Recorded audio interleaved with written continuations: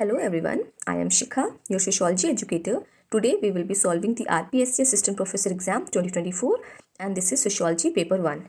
Okay, so question number 1, निम्नलिखित में से किसने ग्राम समुदाय में श्रम विभाजन के संदर्भ में पदानुक्रम पारस्परिकता की चर्चा की है? Options William Wiser, 2 Andre Beteille, 3 Shyamacharan Dube, 4 Louis Dumont. The correct answer is 1 William Wiser. ठीक है, तो विलियम वाइजर ने ग्राम समुदाय में श्रम विभाजन के संदर्भ में पदानुक्रम पारस्परिकता की चर्चा की है. ओके, क्वेश्चन नंबर 2, निम्न में से किसने अलगाव की अवधारणा को 5 मनोवैज्ञानिक घटकों में बांटा है? The correct answer is 4 M Seeman ने. तो एम सीमेन ने अलगाव की अवधारणा को 5 मनोवैज्ञानिक घटकों में बांटा है. क्वेश्चन नंबर 3, पित्त सत्ता का वह रूप जिससे पित्त सत्ता वर्ग और उत्पादक संबंधों के माध्यम से संचालित होती है कहलाता है? तो कहलाता है ये पूंजीवादी पित्त सत्ता. The correct answer is 2 here. Question number 4, पोलराय दोहरी चेतावनी शब्द किसने गढ़ा है? तो दोहरी चेतावनी that is double consciousness word किसने कॉइन किया है? The correct answer is 3 W.E.B. Dubois. Okay, W.E.B. Dubois is the right answer. Question number 5 कि P.S. गुहा के अनुसार भारतीय जनसंख्या कितने प्रजातीय समूह से बनी है? The correct answer is 6. तो 6 प्रजातीय समूह से बनी है हमारे भारतीय जनसंख्या. तो B.S. गुहा के अनुसार भारतीय जनसंख्या 6 समूहों से बनी है. Okay, the right answer is 1. Question number 6, residue से पैरेटो का तात्पर्य है? पहला, गैर तार्किक क्रिया के तार्किक विश्लेषण.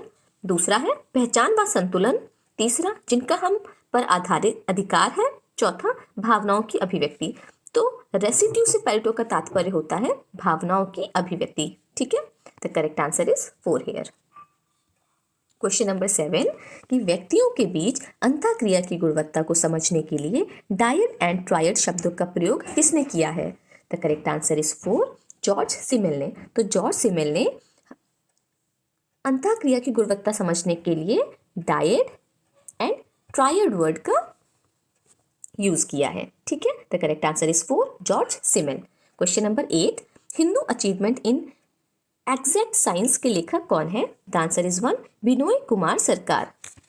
तो Hindu achievement in exact science के लेखक है हमारे बिनोय कुमार सरकार.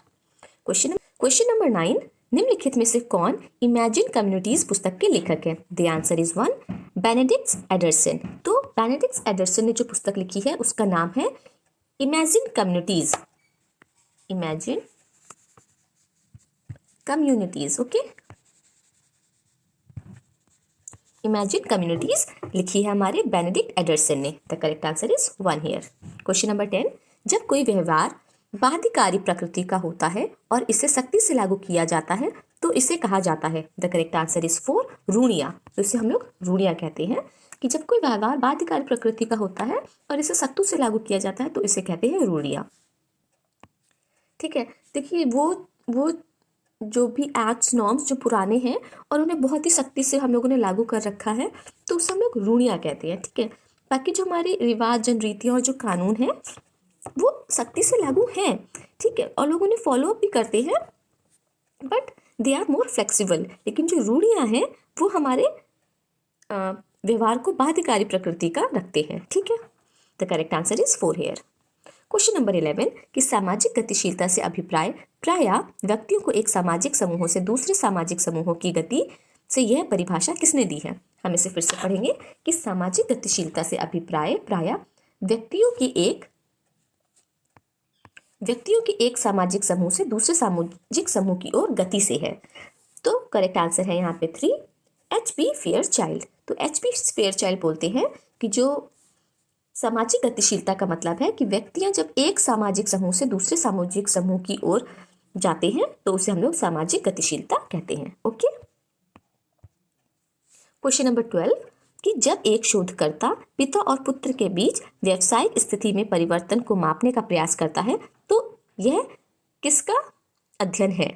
द करेक्ट आंसर इज पीढ़ीगत गतिशीलता, तो ये एक पीढ़ीगत गतिशीलता का अध्ययन है कि जब कोई शोधकर्ता पिता एवं पुत्र के बीच व्यावसायिक स्थिति में परिवर्तन को मापने का प्रयास करता है तो हम लोग उसे पीढ़ीगत गतिशीलता कहते हैं, जनरेशनल गतिशीलता। ओके, क्वेश्चन नंबर 13, भारतीय जनरीतियों एवं उनके मुख्य धंधों को योग में लेकर निम्न में से कौन सा सही है। तो यहाँ पे पूछ रहा है कि कौन सा सही है। द करेक्ट आंसर इज चेचू, शिकार एवं भोजन संग्रहण, ये सही है। ठीक है, बाकी भूतिया, मालार हल और भील, इसमें हम लोग देखेंगे कि ये क्या क्या करते हैं। ये आपका होमवर्क है, ये आपको खुद से देखना है कि झूम कृषि कौन करता है और पशुपालन कौन करता है। ये आपको खुद से फाइंड आउट करके कमेंट्स में बताना है। ठीक है, क्वेश्चन नंबर 14, अब हमें इसमें मिलान करना है कि सामाजिक विचारक और पुस्तकों का। तो कार्ल मनहीन की जो पुस्तक है उसका नाम है आइडियोलॉजीज एंड यूटोपिया। इसको बोलते हैं आइडियोलॉजी एंड यूटोपिया। ठीक है, फिर कह रहा है रेडक्लिफ ब्राउन, तो रेडक्लिफ ब्राउन की पुस्तक है structure and function in primitive society. Third है हमारा H.M. जॉनसन, तो H.M. जॉनसन की पुस्तक है sociology a systematic introduction. Sociology a systematic introduction is given by H.M. Johnson. फिर लास्ट हमारा T.B. बोटेमोर, तो T.B. बोटेमोर की पुस्तक है sociology a guide to problems and literature. Okay, the correct answer is 2 here. Question number 15, पुस्तक the Indian middle class their growth in modern times के लेखक हैं। The answer is 1, B.B. Mishra. The Indian middle class their growth in modern times के लेखक हैं B.B. Mishra. Question number 16, max weber के अनुसार विशाल ऐतिहासिक परिवर्तन का कौन सा कारण है। द आंसर इज 4, धार्मिक विचार एवं मूल्य। तो धार्मिक विचार एवं मूल्य मार्क्स के अनुसार विशाल ऐतिहासिक परिवर्तन का कारण है। ठीक है, क्वेश्चन नंबर 17, गांव मात्र एक जगह नहीं जहां लोग रहते हैं, वह एक प्रारूप था जिसमें भारतीय सभ्यता के बुनियादी मूल्य प्रतिबिंब होते थे। यह किसने कहा है। तो ये कहा है आंद्रे बेतई ने। Okay, the right answer is 4 here. Question number 18, किसने जाति की गतिशीलता को ज्ञात्मकता को समझाने में संदर्भ समूह सिद्धांत के उपयोग की वकालत की है। The correct answer is 2, Y.B. Damle. तो Y.B. दामले ने जाति की गतिशीलता और ज्ञातात्मक को समझाने में संदर्भ समूह सिद्धांत के उपयोग की वकालत की है। तो संदर्भ समूह सिद्धांत क्या होता है, that is reference group theory. तो रेफरेंस ग्रुप थ्योरी सिद्धांत का यूज करके Y.B. दामले ने जाति की गतिशीलता की वकालत की है और इसको समझाने में उन्होंने संदर्भ समूह सिद्धांत का इस्तेमाल किया है। ठीक है, क्वेश्चन नंबर 19, कि निम्नलिखित में से किस समाजशास्त्री ने against fragmentation the origins of Marxism and the sociology of intellectuals पुस्तक का लेखन किया है। ओके, तो यहाँ पे पूछ रहे हैं कि कौन से समाजशास्त्री ने against fragmentation the origins of Marxist and the sociological of intellectuals पुस्तक का लेखन किया है। The right answer is 4, Alvin W. Gouldner. ठीक है, the answer is 4, Alvin W. Gouldner. The spelling in English is Gouldner. ठीक है, एल्विन W. गाउल्डनर।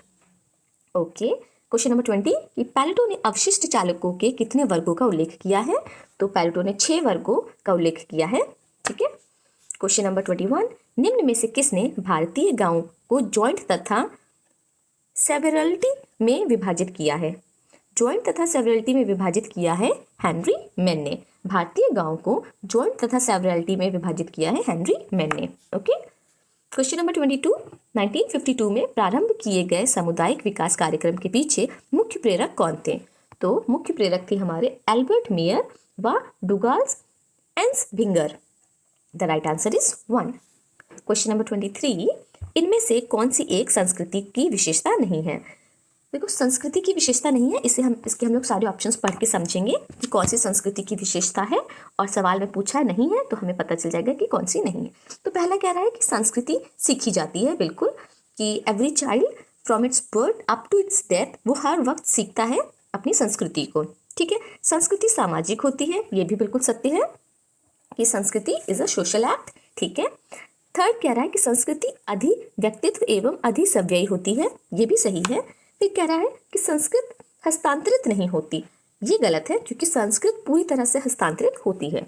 ठीक है। Your every action depends on the culture and the sanskriti in which you are born and brought up. So तो संस्कृति की विशेषता नहीं है कि संस्कृति हस्तांतरित नहीं होती, ये उसकी विशेषता नहीं है। बाकी अन्य 3 हमारी संस्कृति की विशेषता है। क्वेश्चन नंबर 24, डुर्खीम के अनुसार सामाजिक प्रतिनिधान के संदर्भ में क्या सत्य नहीं है। यहाँ पे फिर से उसने पूछा है कि क्या सत्य नहीं है और सामूहिक प्रतिनिधान के संदर्भ में क्या सत्य नहीं है, वो भी डुर्खीम के अनुसार ये पूछा है सवाल में। तो पहला कह रहा है वे अपेक्षाकृत स्वायत्त है, ठीक है। दूसरा कह रहा है वे व्यक्तिगत मामलों में को प्रदर्शित करते हैं। तीसरा कह रहा है सामाजिक संगठन के साथ एक संरचनात्मक मेल सामंजस्य होता है। चौथा है वे सामाजिक रूप से उत्पन्न हुए हैं, ठीक है। देखिए सवाल में कह रहा है कि सामूहिक प्रतिनिधान के संदर्भ में क्या सत्य नहीं है, तो वह अपेक्षाकृत स्वायत्त है, ये बिल्कुल सत्य है।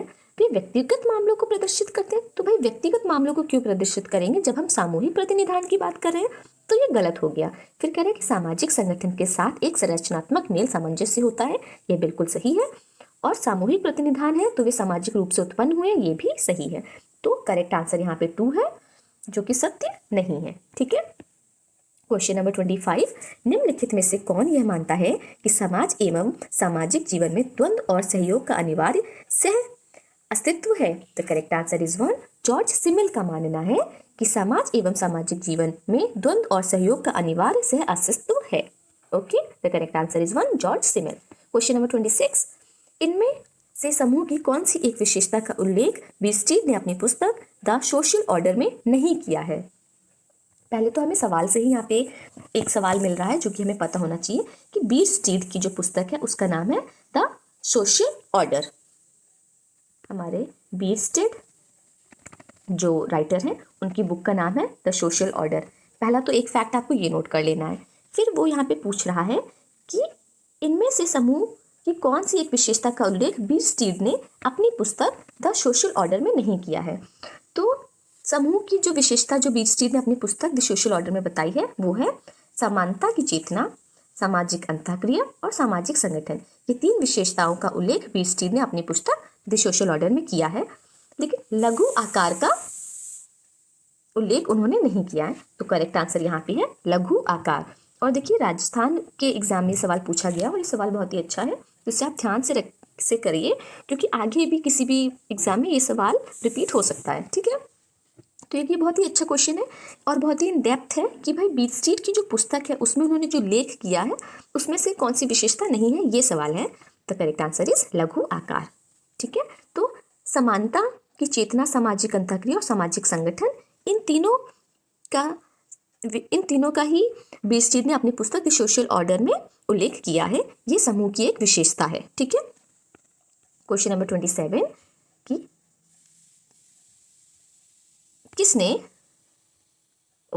किसने अपने गांव के अध्ययन में परिस्थिति विषमता की अवधारणा का उल्लेख किया। The correct answer is 4, Andre Beteille ने। परिस्थिति विषमता की अवधारणा का उल्लेख किसने किया है, Andre Beteille. Question number 28, Peter L Berger की लिखित पुस्तक इनविटेशन टू सोशियोलॉजी में निम्नलिखित में से कौन सा परिप्रेक्ष्य आधारभूतीय है। फिर से इसमें हमें एक फैक्ट गिवन है कि पीटर एल बर्जर की जो पुस्तक है उसका नाम है इन्वेस्टिगेशन टू सोशियोलॉजी, ठीक है। पीटर एल बर्जर की पुस्तक का नाम है इन्वेस्टिगेशन टू सोशियोलॉजी। फिर वो कह रहा है कि इस पुस्तक में निम्नलिखित में से कौन सा परिप्रेक्ष्य आधारभूतीय है। तो द करेक्ट आंसर इज 2 कि मानवतावादी परिप्रेक्ष्य आधारभूतीय है, ठीक है। क्वेश्चन नंबर 29 कि निर्धन केवल मात्रा के एक दूसरे से भिन्न है ना कि स्वरूप में, किसने कहा। निर्धन केवल मात्रा में एक दूसरे से भिन्न है ना कि स्वरूप में, किसने कहा है। तो ये कहा है हमारे रॉस व ब्लूम ने, ठीक है। कौन सा कथन किसने कहा है, इस तरह के क्वेश्चंस को आपको एक अलग जगह पे लिख करके नोट्स बनाते हुए चलना है ताकि इस तरह के किसने कहे वाले आपको याद रहें। तो निर्धन केवल मात्रा में एक दूसरे से भिन्न है ना कि स्वरूप में, ये हमारे रॉस व ब्लूम ने कहा है। क्वेश्चन नंबर 30, यह किसका मत है कि समाज में व्यवस्था, स्थायित्व एवं सहयोग मूल एकमतता का आधारित होते हैं, एकमतता पर आधारित होते हैं। The correct answer is 4, Talcott Parsons. तो समाज में व्यवस्था, स्थायित्व एवं सहयोग मूल एकमतता पर आधारित होते हैं, ये टॉलकट पार्सन्स का मत है। क्वेश्चन नंबर 31, शक्ति की शून्य युग अवधारणा की चर्चा किसने की है। की चर्चा की है हमारे मैक्स वेबर ने। It is a very important question कि सत्ता की शून्य योग अवधारणा की चर्चा मैक्स वेबर करते हैं। क्वेश्चन नंबर 32, निम्नलिखित में से कौन सा चलाया गया अभियान हिंदू महिलाओं के अग्निहोत्री और रजनी पालरीवाला द्वारा चिन्हित नहीं किया गया है? द करेक्ट आंसर इज 4, कन्या भ्रूण हत्या विरोधी अभियान। तो कन्या हत्या विरोधी अभियान हमारे हिंदू महिलाओं के अग्निहोत्री और रजनी पालरीवाल द्वारा चिन्हित नहीं किया गया है। बाकी जो है हमारे दहेज विरोधी अधिनियम, मुस्लिम महिला बिल और सती विरोधी अभियान, ये तीनों ही हमारे रजनी पालरीवाल द्वारा चिन्हित किए गए हैं। ठीक है, तो कौन सा चिन्हित नहीं किया गया है? द करेक्ट आंसर इज कन्या भ्रूण हत्या विरोधी अभियान। नेक्स्ट 33, किसने मानव संस्कृति एवं मानव इतिहास के तथ्यों को एक उपागम की रूपरेखा निर्मित करके प्रत्यक्षवाद का विरोध किया है? The correct answer is 3, Wilhelm Dilthey. तो Wilhelm Dilthey is the right answer. Question number 34, निम्नलिखित में से तत्कालीन दौर के विद्यमान समाजवादी साहित्य के प्रकारों जिनका विवेचन कार्ल मार्क्स ने कम्युनिस्ट घोषणा पत्र में किया है में से कौन सा प्रकार गलत है? कौन सा प्रकार गलत है ये पूछा है। पहला है दकियानूसी अथवा पूंजीवाद समाजवाद, दूसरा है सुधारवादी समाजवाद, तीसरा है आलोचनात्मक कल्पनावादी, चौथा है समाजवाद। तो कौन सा प्रकार गलत है? तो सुधारवादी समाजवाद ये गलत है, बाकी अन्य तीन सही है। ठीक है। क्वेश्चन नंबर 35, मैक्स वेबर के अनुसार सामाजिक क्रिया का दृष्टांत निम्न में से कौन सा है?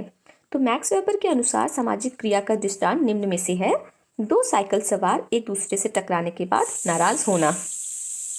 क्वेश्चन नंबर 36, वेबर के अनुसार पूंजीवाद की आत्मा के संदर्भ में क्या सही नहीं है? तो वेबर के अनुसार पूंजीवाद की आत्मा के संदर्भ में क्या सही नहीं है? द करेक्ट आंसर इज 1, व्यक्तिगत फायदे के लिए लाभ। तो व्यक्तिगत फायदे के लिए लाभ ये सही नहीं है। निरंतर निवेश एवं पुनर्निवेश, नैतिकता और सांस्कृतिक और नैतिक सेट। तो वेबर के अनुसार पूंजीवाद की आत्मा के संदर्भ में क्या सही नहीं है? The right answer is 1। Question number 37, संघर्ष दूसरे या दूसरों की इच्छा के विरोध, प्रतिकार या बलपूर्वक रोकने का विचारपूर्वक प्रयत्न को कहते हैं। परिभाषा दी है, तो यह परिभाषा दी है हमारे A.W. ग्रीन ने। तो A.W. ग्रीन की परिभाषा है कि संघर्ष दूसरे या दूसरों की इच्छा के विरोध, प्रतिकार या बल रूप रोकने का विचारपूर्वक प्रयत्न को कहते हैं। तो ये संघर्ष की डेफिनेशन A.W. ग्रीन ने दी है। क्वेश्चन नंबर 38, वह प्रक्रिया जिसके द्वारा प्रतिबंध लगाकर विचलित व्यवहार का प्रतिकार किया जाता है और सामाजिक स्थिरता बनाए रखी जाती है, किसने परिभाषित किया है? The correct answer is 3, टालकट Parsons ने। क्वेश्चन नंबर 39, किसने समुदाय को बस्ती, गांव, शहर, कबीला अथवा राष्ट्र के नाम से परिभाषित किया है? The correct answer is 4, R.M. MacIver ने समुदाय को बस्ती, गांव, शहर, कबीला अथवा राष्ट्र के नाम से परिभाषित किया है। The correct answer is R.M. MacIver. Question number 40, स्वतंत्रता आंदोलन में यह किसी युद्ध में जब जीवन लीला समाप्त की जाती है तो कौन सी आत्महत्या है? द आंसर इज 4, पार्थवादी आत्महत्या। ठीक है, जब स्वतंत्रता आंदोलन में या किसी युद्ध में जब जीवन लीला समाप्त की जाती है तो इस आत्महत्या को हम लोग पार्थवादी आत्महत्या कहते हैं। क्वेश्चन नंबर 41, ऐतिहासिक और दार्शनिक समाजशास्त्र सामाजिक वास्तविकता का सांस्कृतिक स्तर है जिसे वस्तुनिष्ठ संस्कृति कहा जाता है, यह किसने कहा है? The correct answer is 1, George Simmel ने कहा है। क्वेश्चन नंबर 42, जेशलशाफ्ट आधारित है, तो जेशलशाफ्ट हमारा आधारित है स्वार्थ के तार्किक लक्ष्य। The right answer is 1 here. Question number 43, किस समाज वैज्ञानिक ने जनजाति समस्या का कारण आधुनिक संचार एवं बाहरी लोगों के संपर्क को माना है? The correct answer is 3, Verrier Elwin. तो बेरियल एल्विन ने जनजाति समस्या का कारण आधुनिक संचार एवं बाहरी लोगों के संपर्क को माना है। क्वेश्चन नंबर 44, बच्चों में विरुद्ध होने वाले अपराधों को रोकने हेतु कुछ महत्वपूर्ण अधिनियमों का निर्माण किया गया है, इसमें से कौन सा एक अधिनियम सही नहीं है? द करेक्ट आंसर इज 1, विशेष विवाह अधिनियम 1954।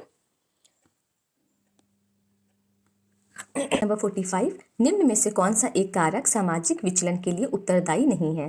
द करेक्ट आंसर इज 4, मानदंडों की निश्चित सीमा। तो निम्न में से कौन सा कारक सामाजिक विचलन के लिए उत्तरदायी नहीं है? The answer is 4। और सामाजिक विचलन के लिए जो उत्तरदायी कारक है वो होते हैं दोषपूर्ण सामाजिकरण या सामाजिकरण का अभाव, कमजोर दंड विधान और कमजोर प्रवर्तन। ये तीनों ही हमारे सामाजिक विचलन के लिए उत्तरदायी हैं। ठीक है, मानदंडों का निश्चित सीमा ये उत्तरदायी नहीं है। The correct answer is 4। तो सवाल में हमेशा क्या पूछा गया उस पर भी ध्यान देना है, और जब आपको ना समझ में आए तो आप उसको अलग तरीके से पढ़ सकते हैं कि निम्न में से कौन सा एक कारक सामाजिक विचलन के लिए उत्तरदायी है। ऐसे पढ़ा आपने और फिर आपने ऑप्शंस पढ़े, फिर जो आपको समझ में आया कि अच्छा ये तो उत्तरदायी है, ये भी उत्तरदायी है, कमजोर परिवर्तन तो बिल्कुल ही उत्तरदायी है, तो ये मुझे उत्तरदायी नहीं लग रहा है, तो इसको हम काट देंगे और फिर हम लोग सही उत्तर पे आ जाएंगे। ठीक है, तो दीज आर टेक्निक्स। जब आपको थोड़ा सा कन्फ्यूजन जब होता है तो आप इस तरह से भी ट्राई कर सकते हैं अपने क्वेश्चंस को देखने की और हल करने की। क्वेश्चन नंबर 46 कि भारतीय मानव शास्त्रीय सर्वेक्षण के अनुसार भारत में कितने सांस्कृतिक क्षेत्र हैं? The answer is 191। ये पूरी तरह से फैक्चुअल क्वेश्चन है, इसे आप याद कर लीजिए कि भारतीय मानव शास्त्रीय सर्वेक्षण के अनुसार भारत में कितने सांस्कृतिक क्षेत्र हैं? The answer is 91। Question number 47 sociological ambivalence and the other essays पुस्तक के लेखक कौन है? तो the answer is RK. Merton. Sociological ambivalence and other essays पुस्तक के लेखक हमारे आर.के. मर्टन है। It is a very popular book given by RK. Merton. Question number 48 इनमें से कौन सी एक संघर्ष की विशेषता नहीं है? पूछा है संघर्ष की विशेषता नहीं है। द आंसर इज निरंतर प्रक्रिया। ठीक है, द आंसर इज निरंतर प्रक्रिया संघर्ष की विशेषता नहीं है। क्वेश्चन नंबर 49 बाल अपराध के कारणों में मर्टन ने निम्न में से सर्वाधिक महत्वपूर्ण कारक किसे माना है? तो बाल अपराध के कारणों में मर्टन ने निम्न में से सर्वाधिक महत्वपूर्ण कारक माना है नियमहीनता को। तो नियमहीनता सबसे मोस्ट इंपॉर्टेंट फैक्टर है फॉर चाइल्ड क्राइम। ठीक है, बाल अपराध। क्वेश्चन नंबर 50 निम्नलिखित में से कौन सी विशेषता थियोडर एम मिल्स के विचारों का भाग नहीं है जब वह लघु प्रकृति के समूहों को अध्ययन के तर्कों की व्याख्या करते हैं? तो सवाल में ही वो हमें बता रहे हैं कि जो हमारे थिंकर हैं थियोडर एम मिल्स, उनका जो स्टडी एरिया है वो है लघु प्रकृति के समूह, स्मॉल ग्रुप। ठीक है, तो यहाँ पे वो पूछ रहे हैं कि थियोडर एम मिल्स विचारों का भाग नहीं, थियोडर एम मिल्स के विचारों का भाग नहीं है जब वे लघु प्रकृति के समूह का अध्ययन के तर्कों की व्याख्या करते हैं। तो जब वो व्याख्या करते हैं तो इनमें से कौन से लघु प्रकृति के समूहों की विशेषता नहीं है, ये हमें उत्तर देना है। ठीक है, तो पहला कह रहा है वृद्ध सामाजिक इकाइयों जैसे समुदाय एवं समाजों की अपेक्षाकृत अच्छी समझ, ये ठीक है। मानव स्थितियों की अपेक्षाकृत अच्छी समझ, ये भी सही है। बच्चों की शारीरिक वृद्धि की अपेक्षाकृत अच्छी समझ, तो बच्चों की शारीरिक वृद्धि की वो बात नहीं करते हैं। व्यक्तियों के मनोविज्ञान की अपेक्षाकृत अच्छी समझ, तो जो हमारे थियोडर एल मिल्स जब लघु प्रकृति के समूहों का अध्ययन करते हैं तो वो वृद्ध सामाजिक इकाइयों की एक अच्छी समझ के बारे में बताते हैं, मानव स्थितियों की एक अच्छी समझ के बारे में बताते हैं और व्यक्ति के मनोविज्ञान की एक अच्छी समझ की व्याख्या करते हैं, लेकिन बच्चों की शारीरिक वृद्धि की अपेक्षाकृत एक अच्छी समझ उनकी व्याख्या में नहीं कहीं भी मेंशन है। ठीक है, the correct answer is 3 here. Question number 51 poverty population and sustainable development पुस्तक के लेखक कौन है? The answer is 4 S.R. Mehta. S.R. Mehta की बुक है poverty population and sustainable development. Question number 52 निम्नलिखित में से किसने ऑस्ट्रेलिया की अरुंटा जनजाति का अध्ययन किया है? द आंसर इज 2 एमाइल डरखाइन ने। क्वेश्चन नंबर 53 निम्नलिखित विचारधाराओं में से कौन सी विचारधारा जनजातीय नीति से संबंध नहीं है? The answer is 1 संस्कृतिकरण। तो संस्कृतिकरण हमारे निम्नलिखित विचारधाराओं में से कौन सी विचारधारा जनजातीय नीति से संबंध नहीं है? द आंसर इज 1 संस्कृतिकरण। क्वेश्चन नंबर 54 में से कौन सा एक कथन समाजशास्त्र की वास्तविक प्रकृति के बारे में सही नहीं है? द आंसर इज 3 समाजशास्त्र एक मूर्त विज्ञान है, ये सही नहीं है। क्वेश्चन नंबर 55 विषम लैंगिकता, समलैंगिकता और उभय लिंगीपन सहित यौन पहचान की व्यापक परिदृश्य के लिए समाज को देखना कहलाता है। तो इस समाज को देखना कहलाता है क्वीर सिद्धांत। ठीक है, in English it is called queer. Answer is 2। Question number 56 लघु समूहों के विश्लेषण में निम्नलिखित में से किस प्रारूप का विवेचन थियोडर एम मिल्स ने नहीं किया है? तो थियोडर एम मिल्स ने नहीं किया है। द आंसर इज एथनोमेथोडोलॉजिकल प्रारूप। प्रतीकात्मक अंतःक्रिया, ये हम लोग ने ऊपर देखा है, ये उन्होंने किया है। समस्या समाधान प्रारूप और मनोविश्लेषणात्मक प्रारूप, ये भी हम लोगों ने अभी ऊपर ऑप्शंस में देखा था। तो ये पहला, तीसरा, चौथा, ये हमारे थियोडर एम मिल्स ने लघु समूहों का जब अध्ययन किया है तो उसमें उसके प्रारूप का विवेचना किया है और और एथनोमेथोडोलॉजिकल प्रारूप उनका नहीं है। The correct answer is 2 here. Question number 57 कि किस पुस्तक में कार्ल मनहीम ने प्रत्यक्ष एवं अप्रत्यक्ष सामाजिक नियंत्रण की चर्चा की है? The answer is 3 man and society. Question number 58 किसने कहा है कि संस्कृति लोगों के जीवन जीने का एक तरीका है? The answer is N H. Herskovits. तो एन.एच. हर्शकोविट्ज कहते हैं कि संस्कृति लोगों के जीवन जीने का एक तरीका है। क्वेश्चन नंबर 59 प्रैक्सिस शब्द को संदर्भित किया जाता है। द वर्ड प्रैक्सिस शब्द को संदर्भित किया जाता है क्रिया अभ्यास से। ठीक है, the answer is 3। Question number 60 सात्वीकरण एक ऐसी सामाजिक प्रक्रिया है जिसके द्वारा 2 या 2 से अधिक व्यक्ति या समूह एक दूसरे के व्यवहार के प्रतिमानों को स्वीकार और निष्पादित करते हैं। परिभाषा दी है। The correct answer is 2 JH. Fisher ने। तो जे.एच. फिशर परिभाषा देते हैं सात्वीकरण एक ऐसी सामाजिक प्रक्रिया है जिसके द्वारा 2 या 2 से अधिक व्यक्ति या समूह एक दूसरे के व्यवहार के प्रतिमानों को स्वीकार और निष्पादित करते हैं। तो ये सात्वीकरण की परिभाषा हमारे जे.एच. फिशर की है।